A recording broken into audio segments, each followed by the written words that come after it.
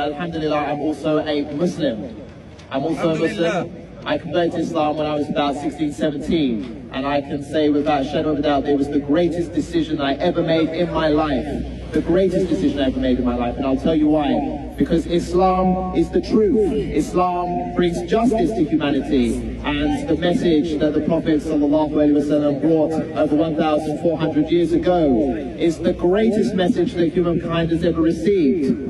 Now, I have a message to the Swedish authorities. I may be English now, but my ancestry comes from Scandinavia, so alhamdulillah, I am proof that a Scandinavian can embrace Islam and make it a better person. Sweden, your fear, your irrational ignorance regarding Islam and regarding Muslim immigration to Europe is based on a shameful disregard for understanding what truth and justice is really all about. You claim to be a great example of democracy, a great defender of freedom of speech, but yet you are the burners of literature, the burners of poetry, the burners of one of the greatest message, the greatest book that has ever been created in this dunya, the Holy Quran. You guys are hypocrites, shameless hypocrites, who do nothing but defend hate speech by a minority of extremists and hate preachers. You should be ashamed of yourselves.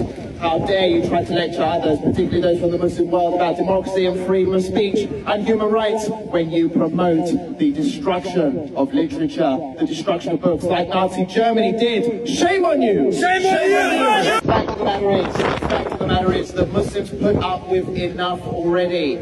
Muslims in the Muslim world have their countries bombed, destroyed, occupied and humiliated on a regular basis. Muslims living in the West have their hijabs ripped off just because their name is Muhammad or Abdullah. They're denied job opportunities, they're discriminated against, they're treated like second-class citizens across Europe. Yet, one thing that the Muslims do all the time is they put up with it. And do they do anything in response?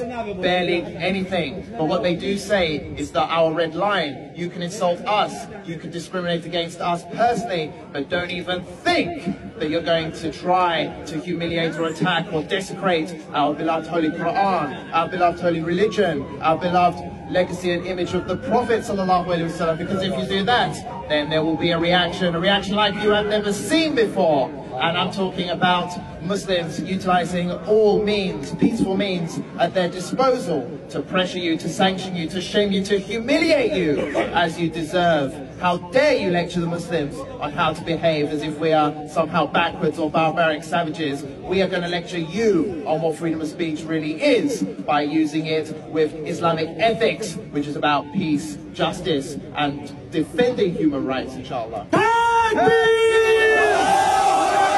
Okay, final message from me to all of those who burn the Quran, all of those rat-faced individuals who think that it's acceptable to behave this way against one of the most beloved holy scriptures on the planet, to offend 1.8 billion Muslims around the world. My message to you is that your actions are as pathetic as you are, because the Quran has been memorized by millions of Muslims around the world. You can burn as many Qurans as you want, but as long as there is Muslim breath still alive today, the message of the Quran will continue to spread. It will continue to grow. Inshallah, in my lifetime, Islam will be the largest religion on this planet.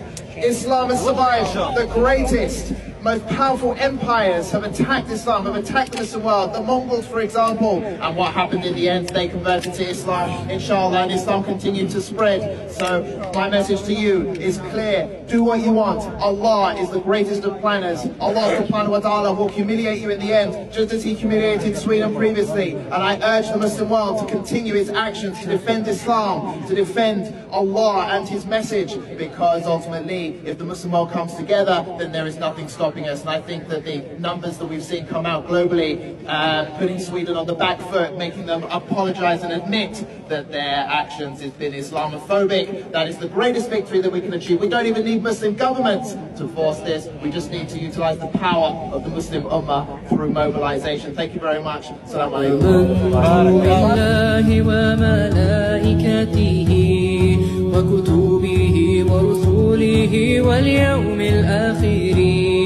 والقدر خيره وشره من الله والبعث بعد الموت لا إله إلا الله